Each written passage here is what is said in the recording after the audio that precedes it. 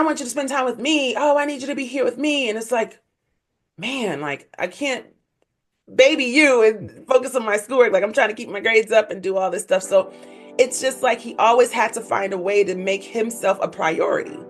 And so looking back at that, I realized that's probably the biggest red flag there. Not having like his own things going on, his own like circle of friends where they go off, they have their fun and their guys trips or whatever the case.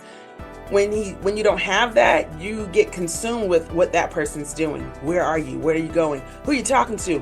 What's happening with school? I don't want you doing this after work. I don't want you doing this to come home to me. It became excessive. And so those were a few that I wish I had paid attention to in the early years.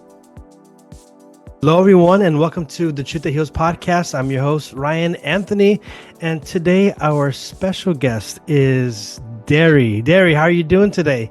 I'm wonderful, Ryan. How are you? I'm doing fantastic, and it's always great to have guests from all over the country. You are coming from? Charlotte, North Carolina. All right, so thank you for being here. And something that we connected over was through Threads, and you shared that you also have your podcast. Can you introduce us, first of all, to your Sure. podcast? Absolutely. Well, I launched the podcast this year called Hoe Busters, and it definitely raises some eyebrows when people hear the name. But it's really me kind of taking my story, taking my lemons and turning it into lemonade.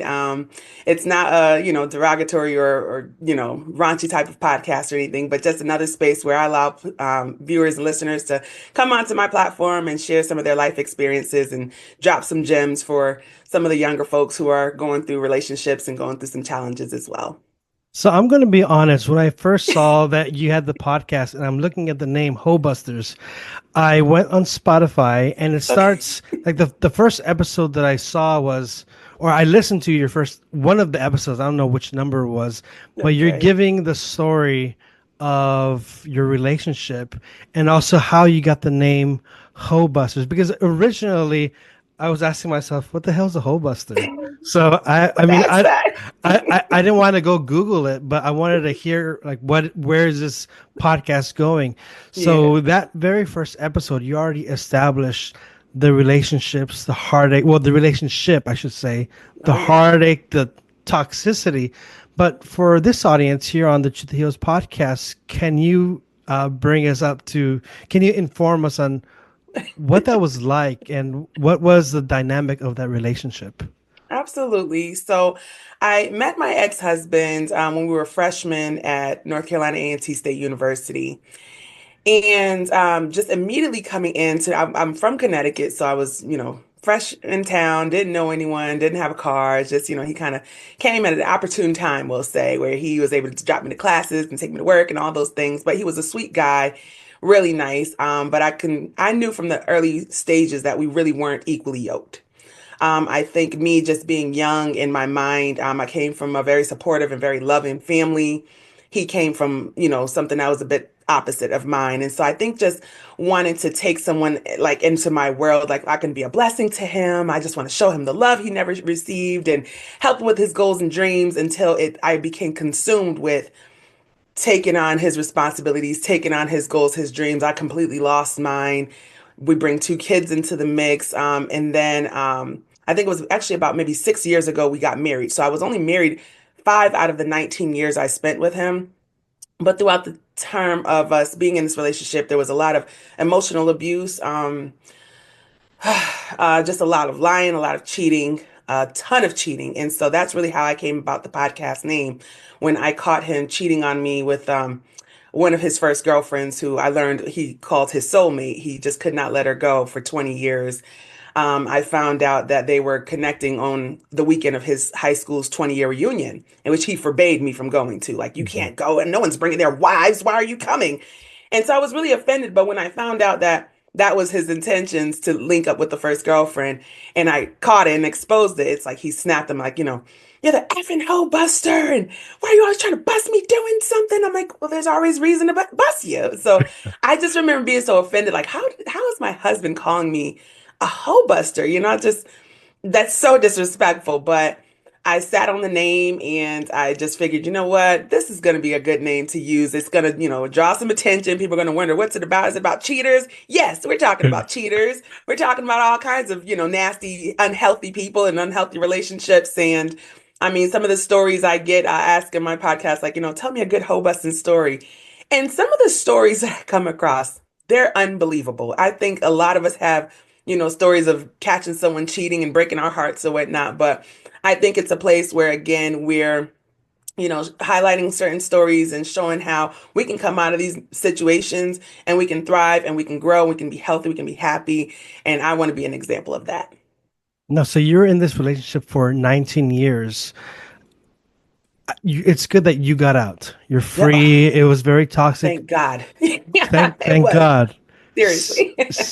Sadly, there are a lot of people out there who are still stuck. It's been Yeah. 20, 30, 40 years. hmm Thank God you came out. But what was it that opened your eyes and gave you that push that I need to get the hell out of here?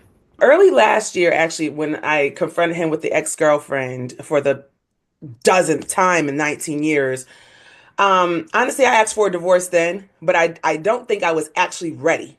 So just after working with people, working like kind of getting back in touch with my counselor and therapist, really pouring out what's going on. Like I feel like I needed to put it on the record with people. So I started talking to my friends more, talking to my therapist more about what was going on. And I think when you have someone else on the other side who's just unbiased and they're listening to what you're going through, it's like, how do you think you're going to heal in a place where you're with someone who's constantly breaking you, constantly causing these, issues in your life?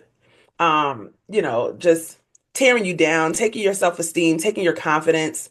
How do you get better there? And I think that was something that clicked in my head, like, wow, maybe you're right. So when I asked for the divorce, knowing I wasn't ready, my birthday's in August, in early August. And so I basically gave him like this, you're on a probationary period, okay? You've got 8 months. I need to see something different in these 8 months. I mean, he would never take me out on dates. Even after we got married, we didn't go on a honeymoon. There were just so many things that it was like, you're not doing anything here. And so I started getting myself back into the gym. I lost a good, like almost 90 pounds at the time. And I just started feeling so good about me again. And I was like, you know what? Let me stop asking him for things. I was just like, let me start taking on everything. I don't want to ask him for anything. I'm not gonna ask to help with kids. I'm not gonna ask him to help get them to practices. Like I'm just gonna see what I can do. And I started realizing I'm already doing everything on my own. Like there's so little to ask him for. I'm taking the trash out now on my own. Like, I'm doing everything on my own. And when August came and I'm approaching my birthday, we were actually planning and hosting a family reunion for my mom and dad's sides of the family. We ended up doing two separate reunions. And I believe it was the weekend of my father's family that was here. And it was, again, my birthday weekend. It's like 4 days prior. All the family is getting in town, flying in from Connecticut and Virginia and everywhere else. And I had literally been praying to God, like, please give me a sign. Please, just because something doesn't feel right. I didn't just only lose the weight. He lost a significant amount of weight as well. I mean, about 150, 160 pounds. So I remember he just kind of had this cockiness to him, this arrogance, like, I mean, who doesn't feel good after losing some weight? But it was Yeah. just really going to his head, like overinflating his head and his ego, where he was coming home every day and telling me about all these women throwing cat at him and, oh, you should see this woman who was trying to F me. And I'm like, why do you have to do this every day? This is annoying. And you're probably lying, I'm thinking to myself. But basically, I had some, just call it women's intuition. And I woke up one night having an anxiety and panic attack. And I remember he went out to work. Now we shared passwords with each other. And so I remember tapping into like his social media and turning on the notifications that day because work was really slow. I just had all the time in the world, right? And immediately when he left to work, there was a coworker who started texting like, "Oh, you smell so good," and da da da da da. Then a few hours later, there's another girl texting him. There was a total of four women texting him. And so one of the girls, he was actually trying to arrange to go and hook up with her that Saturday morning, like, oh, I'm going to go get my hair cut in my hometown, which he always did because he never wanted to find a barber here in Charlotte. So it's like his excuse to drive 90 minutes, go home, get his hair cut, sleep around, come home like nothing happened. So he was trying to do the same thing there. And when I realized, wow, he's really setting this up. I mean, it was going into details, graphic details about all the things they wanted to do. And I'm just watching for hours that day, like, wow, this is what he does when he's away at work. And I remember I couldn't think of what I wanted for my birthday. So, I remember I actually, by the end of the conversation, after watching for hours, I'm like shaking mad, right? And I interjected myself into the conversation and said some not so wonderful things on his part. And so even the girl was like, what? And so he realized I'm in the chat. And Oh so man. he hangs, he like deletes all the messages. He blocks the girl. He calls me like, hey, babe, what's going on? How are you? And I remember saying, hey, I'm good. I'm just here with the kids and I'm off work. And guess what? I finally thought of what I wanted for my birthday. He's like, oh, baby, anything for you. What do you want? I want an effing divorce. Okay.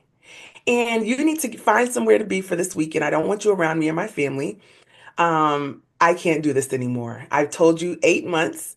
You show me nothing has changed. There's nothing that's different about you. You're just going to continue on sleeping and creeping and serving it up to the community.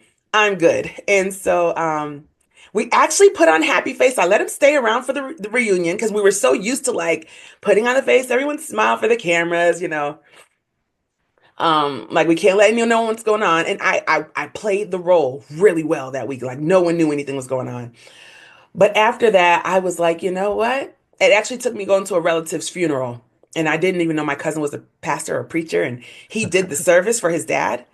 And it was just, you're put in a place where you hear a message and it's exactly what you need to hear.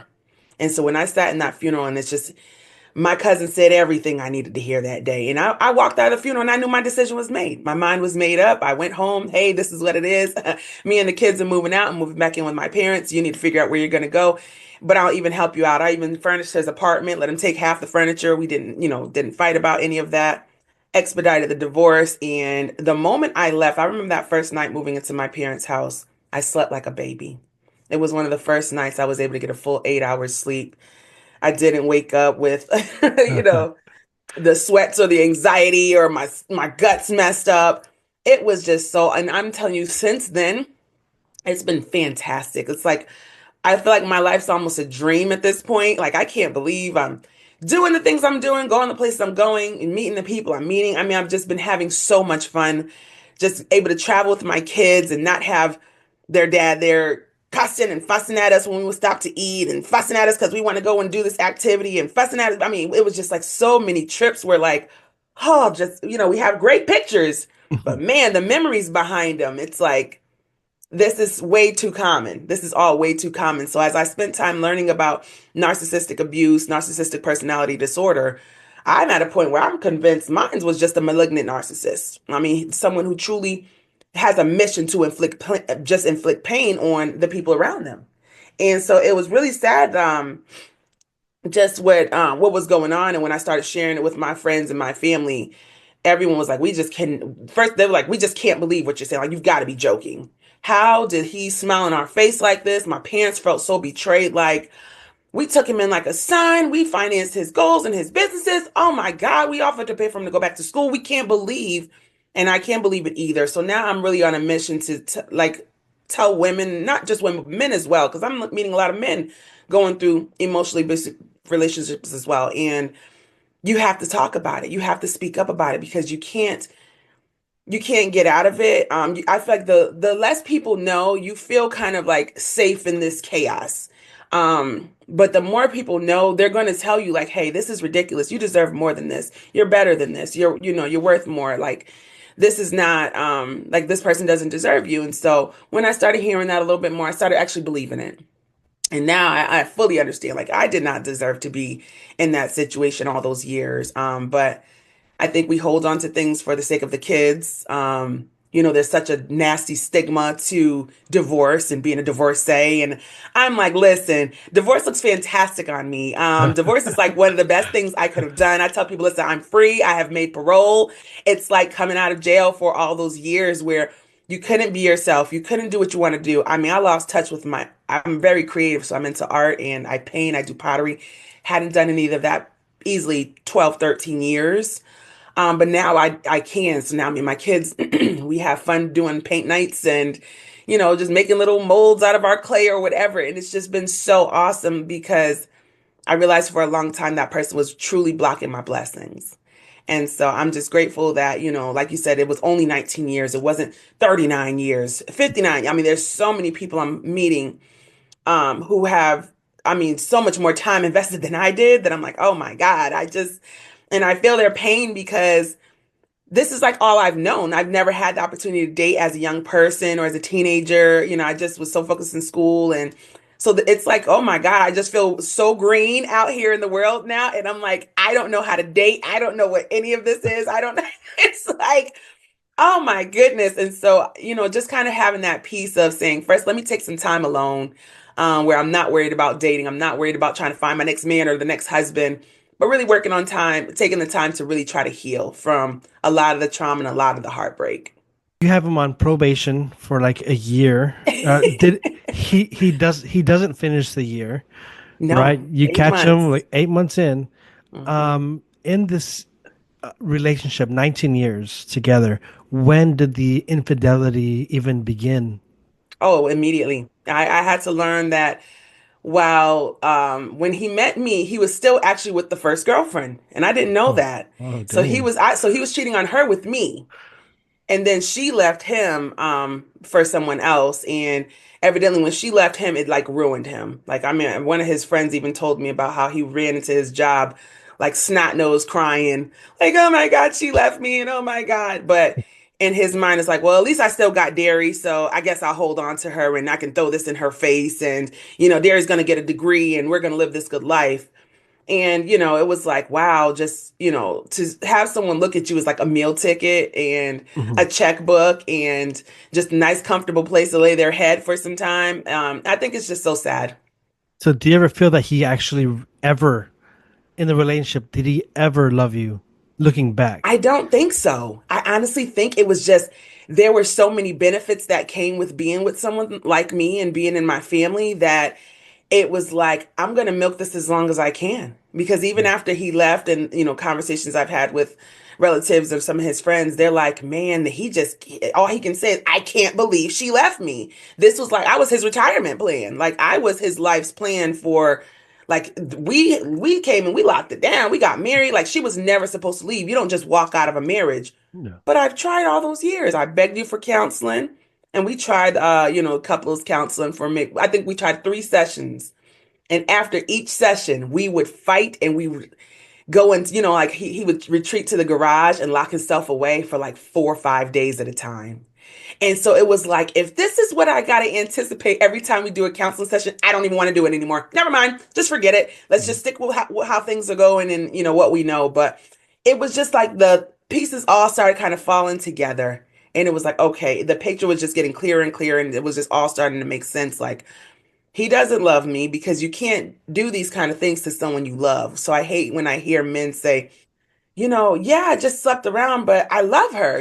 You can't possibly. If you can inflict that kind of pain and trauma, embarrassment on someone who, gave you children, took your last name, like made this commitment and vow to before God, I think that's again, I think it's wrong. So I do not think he ever loved me. And it, Even still talking about it, it's just like, it's like, it's something about that 19 years that is so painful because it's like, those were my 20s and my early 30s. And now I'm pushing 40 and I'm like, you took my good years where I was supposed to be out experimenting and dating on campus and being a part of different groups and clubs or joining the sororities. And that's what I was supposed to do. And I missed that because I was being fooled and I say almost scammed into thinking that I Mhm. was in something that was never real. And then when I learned the numbers of women and started to actually like look into like I never like the earliest I didn't go through his phone and all that stuff, but when I started to, oh man, the things I was finding were like so like you're doing this. Like there was one time when I gave birth to my son, I found out he was sneaking around with 6 different women at that time. And I knew I should have left them, but I was dealing with like postpartum depression and I was so humiliated that I just had this guy's first son, and he has the nerve to be out here with all of these random women. And most of them came from his high school, which I thought was very strange as well. Like he had this sick, almost fascination with trying to go back in time and sleep around and mess around with these girls from high school who used to reject him back then. Mhm. But now it's like, oh, well, you look like you're living the life. You look like husband and daddy of the year. Ooh, I want a piece of you. Not realizing that, again, I'm raising your stock. I make you look really Mhm. good out here because the houses and all the things we have, the cars that are all mine, you're using this to your advantage to reel in more women and again put off this this facade, I guess, that you're someone more than what you are. Like he never finished school, he didn't have the degrees, he kind of had to work always, kind of like delivery jobs and things like that. So I was the primary breadwinner for years. And even like it's like I kind of had to like minimize myself because I didn't want to like emasculate him. I didn't want to make Mhm. him feel bad. And so it's like, oh, well, I've got to handle this. I've got to handle all the money. I've got to handle all the bills. I handled so much for him that even when he left, he didn't even know how to open his own bank account. It was just really embarrassing. Like, I don't think he asked me one time, like, what's a routing number when he had to update his direct deposit forms for work? What is a routing number? You're almost 40. So it's like you realize, and as I'm talking to so many women and married single mothers, it's like you get in this place where you feel like you have to do everything. You have to handle everything for them, try to bring them, comfort in life and ease all the responsibilities, any administrative duties. I'm gonna handle the paperwork. I'll handle the taxes. I'll handle all of this. And then it's like, well, what is he really doing? Goes to work and comes home and he's on social media and he smokes his weed or plays his video games. And I have to deal with everything else. That's not fair. So if I've got to already do all that, I might as well do that without the dead weight and carrying your baggage. Mhm. And now I have the capacity to do all of that on top of what I want to do with my goals and my dreams and just, have more fun with my kids and reconnect with my friends and all of those things that I feel like I've been so deprived of for so many years. So you just said right now about being deprived and missing out with your friends. During this 19 years, did he keep you from seeing your friends? And how was it like in that environment? Uh, so while he wouldn't keep me from seeing my friends necessarily, it was almost like a jealousy. It's like I knew he'd be jealous of me going and spending time with my friends, or like if me and my girlfriends went out to dinner, I might come back home and I've got to deal with his attitude because now he wants to rant and rave about how my friends don't come and spend time with me. My friends are an hour and a half and they won't come up the street to see me. Your friends will fly from Connecticut for your birthday, and your friends will fly and take you to Vegas. And my friends won't even go to the beach up the street. I can't even get my friends to connect for the high school reunion. So it's like I knew I would have to deal with that. And to avoid that, I'd fall back. So I wouldn't go like when my girlfriends are planning things or planning trips, like, nah, he's gonna have a fit if we try to go to Miami. He's not gonna want me to go and do the spring break with you guys because he's gonna be fussing about how his friends suck and they never want to come see him, but not realizing he is tearing up his own friendships. Like he, he just didn't maintain good relationships with people. And it was unfortunate I had to learn that he kind of like triangulated me and the friends. So it's always like I've got to keep you all separated. And I had realized once I left and I actually had a chance to talk to the friends and they're breaking down. First, they're like congratulating me. Like, congratulations. It's about time you left. We were wondering when you were going to get just open your eyes up and realize that this guy is dogging you out and this and that. And he would create these situations that he would blame me. Like, oh, my wife doesn't like me having friends coming out to Charlotte. But then he'd have me thinking, my friends suck. They don't want to come out here. Mhm. So it was really weird, the mind games that I had to learn that he was playing, not with just me, but with everyone. So he lost a lot of friends through this divorce. A lot of people learned who he truly was and what he was doing to us. You know, me and my kids, like, behind our closed doors. And they're like, I mean, people lost a lot of respect and a lot of love for him. So I just, so it wasn't like an intention, like, don't see your friends, don't go to your, but in those last couple years, and one of the, girls who co-host Busters with me was one of my good friends I met through a job about 8 years ago. And we just stayed super close. She says, outside of your wedding, I don't think I've ever seen or well, I hope we might have to block his name out on that one. Yeah, But after that. sorry about that. I try not to say his name. But she was saying, I don't think I've ever seen your ex in person or like, so when she'd come to the house, for example, he'd like lock himself away. And he wouldn't even want to come out and say, "Hey, how you doing? Nice to meet you. Oh, you guys go have fun." It was really strange. And I started thinking about, oh my gosh, several of my girlfriends like, yeah, I haven't seen him in years. And I'm like, you're right. That's so weird. So, it's like you put all the pieces together when you're out of it and you're looking back on it. It's like, that is pretty strange there. And again, but I think it was really, I think it might have hurt him to see how many friends I had and how many people genuinely care about me. If I call my friends, they're there and they're running. And just same with me. If they call me, I'm dropping everything just about like, no, not my kids, but just making sure I'm there and I'm showing up for them because that's just how our friendships work. But yeah, so. I do hear about a lot of men who intentionally will keep women from their friends. I did it voluntarily because I just wanted to avoid the drama. So this guy, he was it sounds like he was very jealous, very insecure. Very. Uh, but were there moments in this relationship where maybe he was the opposite and maybe he would surprise you at times?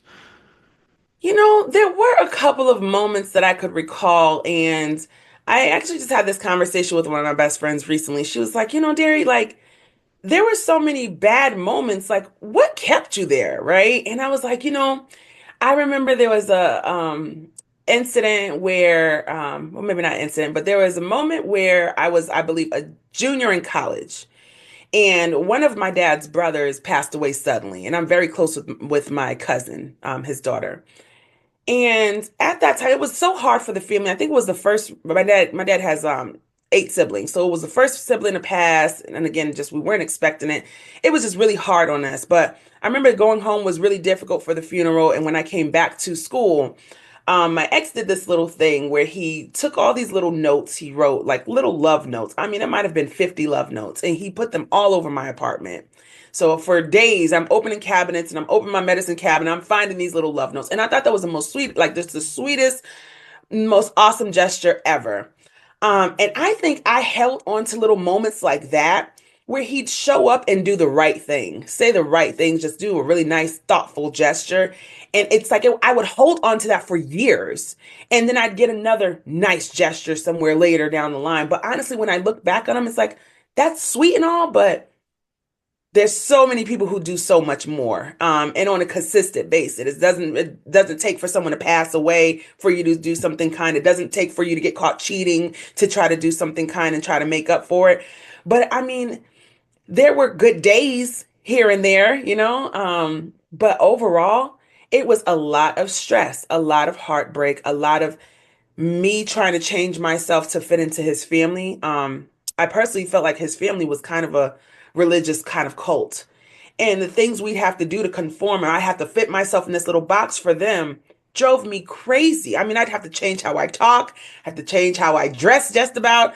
We can't, I come from a family, we smoke, we drink, we have a good time. Yeah. In his family, it's like no smoking, no drinking, no cussing, no nothing. Mother's sitting there. Don't talk like that. You're gonna offend mother. And I'm like, oh my God, like I just oh, it was just so like consciously having to, okay, don't say this, don't say this, don't do this, don't talk about this. It was just like for years. And they're still doing it. So I'm like, oh thank God I'm out of that family. I don't have to do this anymore. If I want to go and smoke a cigarette outside, I can do that. If I want to go have a beer, I can do that.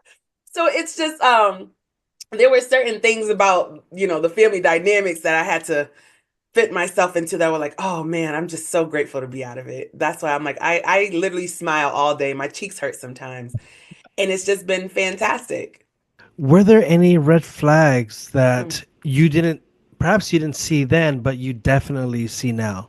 I think some of the early things, and I'll share that here on your show. There were things that would confuse me about like him being a student. And I just learned once I left last summer that those 3 years I thought we were both going to school together, he was never even a student.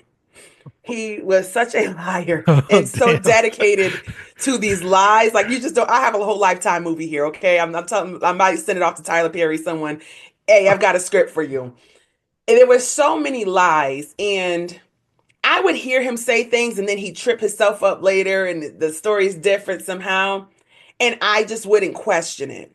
There. there are moments where, he'd pop up, all of a sudden he's got money. Where'd you get money from? You're not working. And I'd find out he was stealing. Um, there were moments where he would be so nasty to me about, oh, I like he liked to compare me to other women. Oh, you don't do this like this person. You don't dress like this person. How come you don't wear your hair like how these girls wear their hair out here? And it was just the constant like trying to beat you down and make you feel bad about yourself. I would see him damn near cringe when I got a compliment outside of like anyone. Like if someone, oh, you look really nice, you have such a great smile. It's like he like, oh, I hate that. Because I don't think in all these, I don't know if he's ever complimented my smile ever. And so I started realizing the jealousy of, oh, I even learned he was jealous of me having my parents. Like my parents are Oh, been together 42 years now. And so he would have this thing like, why do we always got to be in front under your parents? Why do we have to be around your parents? My dad has this Sunday dinner thing. That's his life. He loves making a huge Sunday dinner. So Sundays, me and the kids would come for dinner. I don't want to be around your family. I don't want to be around that. And it's like, and I can see if it's like my parents were jerks. My parents are super mm. cool. Like they loved him. He can come around, smoke, drink, talk shit, cuss, whatever he wanted to do Yeah. around the. So it's like, it's not like you had to come here and be different than who you were. My Yeah. my family totally accepted you for the person you are, and never tried to change that. But there were just little things. And so over the years it all makes sense now, but back then I just wish that I had the confidence and the self-esteem to say, hey, that doesn't sound right. That doesn't look right. I wish I understood what boundaries were so I'd know how to set boundaries with someone and really stand on them. Like, okay, well, if you don't respect this boundary, then you don't need to be in my life. Goodbye. Um, they were just it's like I wish I can pinpoint something specific, but it was so many things over the Mhm. years. But jealousy definitely was a big one. Just I could tell when it came time for me to do things with school and I had to focus or I had to go do study groups. Oh, you got to go and meet with them again. And, oh, I want you to spend time with me. Oh, I need you to be here with me. And it's like, man, like I can't baby you and focus on my schoolwork. Like I'm trying to keep my grades up and do all this stuff. So it's just like he always had to find a way to make himself a priority. And so looking back at that, I realized that's probably the biggest red flag there, not having like his own things going on, his own like circle of friends where they go off, they have their fun and their guys trips or whatever the case. When you don't have that, you get consumed with what that person's doing. Where are you? Where are you going? Who are you talking to? What's happening with school? I don't want you doing this after work. I don't want you doing this to come home to me. And it became excessive. And so those were a few that I wish I had paid attention to in the early years. So he would not like it when someone would compliment you, say you have a nice smile or any other compliments. But did you ever come home from, let's say, a busy day and hear him give you a compliment or say, "Baby, I'm proud of you. Oh, I love you." I mean, ever. I mean, were these You know things when that I'd get that? I get that when I'm like, fuck this, I'm ready to leave. I want a divorce, I'm sick of uh, this. And it's like, but baby, you're the best things ever happened to me. Don't you know how beautiful you are? There's no one that compares to you. Oh, it's just my life would be in shambles without you. And oh, but we have such a good thing and we've invested 15, 20 years together. You can't leave me now. You can't because you're the best thing that's ever happened and I love everything about. That's when I'd hear it. But just on a like I look at my parents and my mom and dad, like my dad just on a random day brings home flowers to my mom. Oh, you're so beautiful, baby. Here, I just want to kiss on you and love. And I'm like, oh, I always wish I had that. And it's crazy because I grew up seeing this, but yes. settled for so much less. And so, yeah, so he would do it when he would try to keep me there. And then it's like the love bombing, like, oh wow, he loves me. He thinks I'm beautiful. He thinks this. Okay, I guess I'll stay. Mhm. And then it's like the cycle repeats. 72 hours, we're back in the bullshit. We're back to cussing, fussing, fighting. And it was just like time after time after time. It was just the Mhm. same cycle. And I had a girl, my co-host actually, I credit her for being like the truth telling friend who is like, I'm not going to sugarcoat this shit. You need to hear this. You sound crazy. You look desperate. You look, you just want to have a man because no woman should be tolerating someone saying this stuff to them, someone doing this to them. Or, he started saying after he lost the weight and he was like getting compliments and, so now he's got all these women in his face like, oh, you look so nice. I remember I used to ask, like, why do you have to tell me this? Don't you think these conversations should be for like your homeboys? You shouldn't come home and say, oh, this girl was offering to give me head at work because blah, blah, blah, blah. Like, I don't care. I didn't tell you about the man at the gym who was offering to do it in the back seat of his truck either, right? But because those are conversations I'll say for my girlfriends. And it was like becoming like when I would challenge, like, why do you do that? Mhm. What's the benefit of this? Oh, I figure that when you hear this, you'd want to work harder to keep me because I've got options out here. It's a lot of women trying to take your place. They're fighting to take your place. Love it. These women ain't nowhere to be found because they realize everything about you was a fraud. Everything about what we were posting on social media was a lie. Now, what do you have? Now that you take me out the picture, you don't have the big house, you don't have the cars, like you're not taking the trips.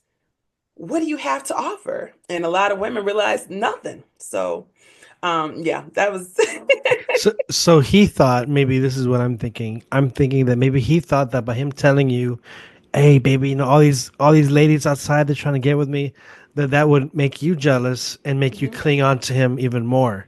Yes. It didn't Hmm. work. It didn't work. Not at all. I was at a point where I'm like, well, they can have you. If only they understood, they'd be inheriting a whole lot of problems, but they can have you at this point. It used to drive me crazy when he'd have to point out, like, how come you can't just let me have my moment?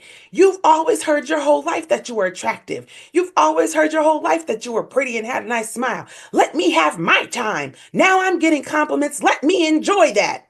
No one's telling you not to enjoy it, but I don't have to hear about it every single day. And again, when you're saying it like consistently, I don't even think it's true. I think a lot of times it was just lies.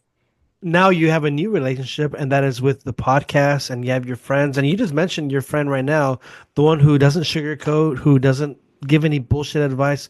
Uh, what is her name? And she's the co-host, right? Yeah, she's the co-host on the Hubbusters podcast. Her name is Nita, and Nita is awesome. She's a hair care instructor at a community college here in Charlotte. My girl's like a kickboxing instructor. She doesn't have kids, so she's a world traveler. She's just always on the go somewhere. I'm like, listen, I'm trying to be like you. And she's just an awesome person. She's been through a lot in her life, and when I hear her and the advice she gives, I love her perspective because she is so firm and she like stands 10 toes down on anything she says. So even at moments I have to kind of try to diffuse like the temperature on the podcast, like, okay, take it down a little bit. She's like, well, you sound insecure, and that's why you're settling for this, this, and this. And I'm like, oh Lord, let's take it down. But she just has this rawness to her. And I appreciate her so much because there was a moment I talk about on the podcast, I think in a couple of episodes back, where we went to celebrate like Cinco de Mayo last year. And we were trying to get ourselves in a Mexican restaurant, couldn't for the life of us. So we ended up having to settle for like TGI Fridays. And I remember being in the restaurant with her and we're throwing back drinks and I just had a moment, I just break down crying in the restaurant. Like I just like boo-hooing, just could not contain myself. And she's like, friend, like, you don't understand, Darie. This is like a problem. Every time we talk lately, you are just so frantic. It's like you're about to bust. And I never heard anybody actually say that to me, but it was something about just hearing like you are so frantic. And I'm like, she's right. This is not healthy. I do not even want people to perceive me like this. You know what I mean? And it was like, this just can't be it. And so I started really expressing to her, girl, this is what I'm dealing with. It's a problem. Like I don't know what to do. I don't know how to get out. And like I said, this was just last May. So fast forward those 3 months and it was like, yeah, I'm out. And I feel like my friends just started giving me just like you need to, build yourself up. Speak positive about yourself. Stop breaking his like stop believing the crap he's selling you, first of all. Because it's none of it's true. He's projecting how he feels on you. And you're taking and you're just eating it up. Um, but yeah, my best friends were so I mean, just instrumental in this process. And I have such love for them where I'm like, oh my goodness, they just really helped restore something in me and help see something in me that I lost for a long time. I truly lost myself. And to be here again, it's like I was telling someone recently, if I had to go through that all over again, 19 years to be where I am here today, I think I would do it because I feel so good here today in this body, in this space, mentally, emotionally. even financially. Like I haven't been this good in a long time. I haven't my savings is amazing. I'm about to work on buying a house next year. And I'm like, oh my goodness. I can't believe I sat on myself for so long. So even starting the podcast, I was never on social media. Only social media we post were our phony family pictures. And we'd get all the likes and you guys are goals, life goals. No, we're not. You don't realize I was wiping tears 5 minutes before we took this picture because of something he said to me or something he did to my kids. Um, so I'm just happy to be in this space and to have learned all the lessons. Like, I've worked on I've forgiven the man for what he's done. I'm still working on forgiving myself because God, I wasted a lot of time in my life that I shouldn't have. But I understand now that when you really don't understand what self-love is, you're not practicing it. Um, you're consuming a lot of negative imagery, a lot of negative things on your social media algorithms. That really feeds into how you feel. It feeds into how you treat people. I mean, it's hard to be positive when you feel negative inside.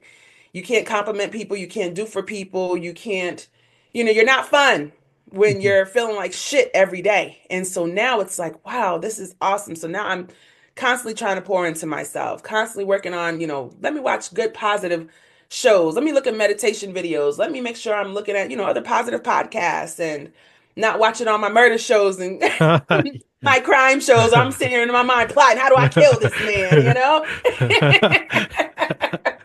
because that's where your mind will go. I Yeah. see exactly how so many women and how we have so many episodes of Snapped because this man pushed this woman over the edge because she went years and years of being torn down. But I again understand that he followed the narcissistic blueprint to the T. There's a blueprint they all follow, and while the details vary, the situations are all still the same. And so it's interesting that I even had a young lady reach out to me a few weeks ago, one of a girl he started dating after we separated. And she's asking to come on my show. And I'm like, I may just let you.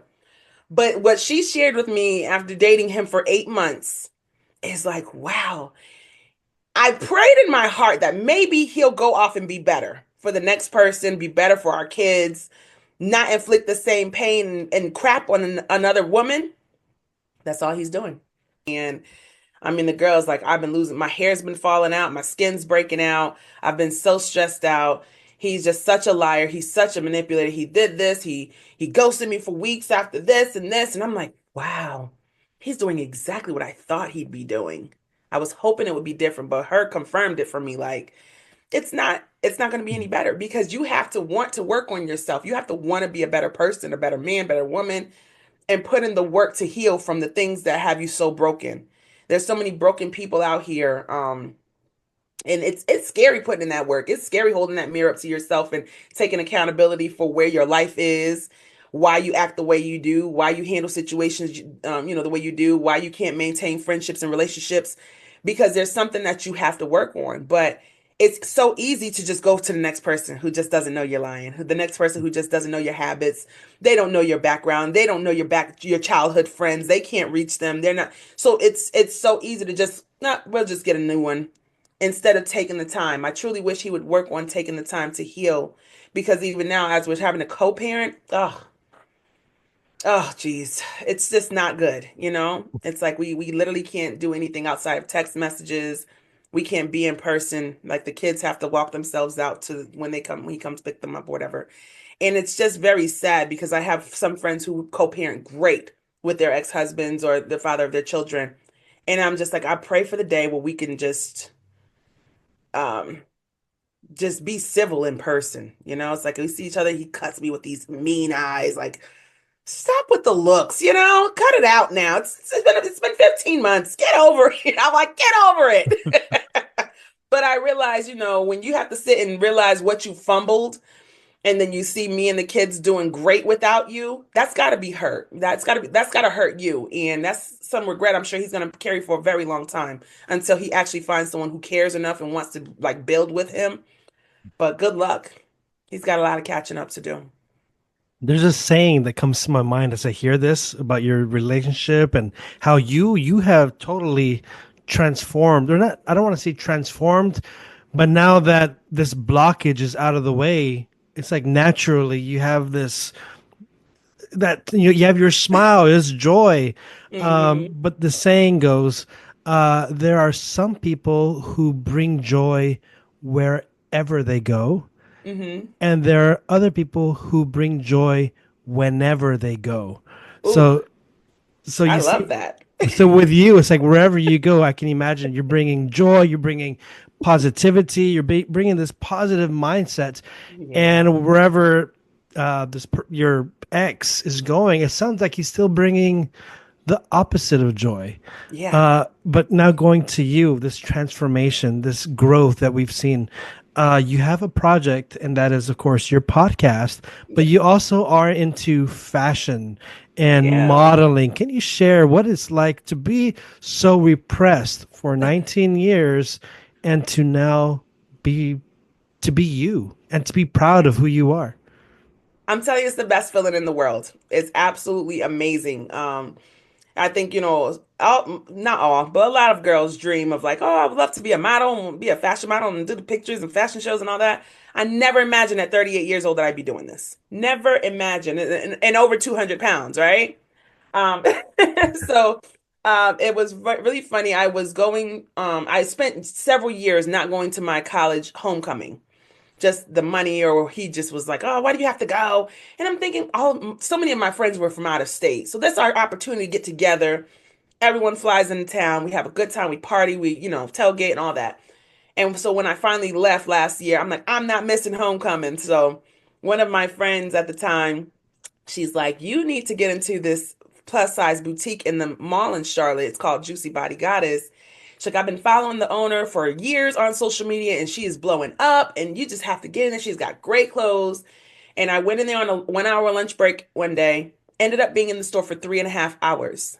Forgot to get my son off the bus. I was so drawn to the owner. Her name is Summer Lucille. I could not leave her. And so when I first got in, I'm like, and I'm ready for homecoming. My nails done, hair's done. And she's like, I need some content for my TikTok. Like, not sure. I had never looked at her social media prior to walking to her store. I only had my girlfriend in my ear. Get in that store. So I let her take the video and I went to homecoming. I bought beautiful dresses. Like I'm very frugal too. I shop at Goodwill with no shame all day.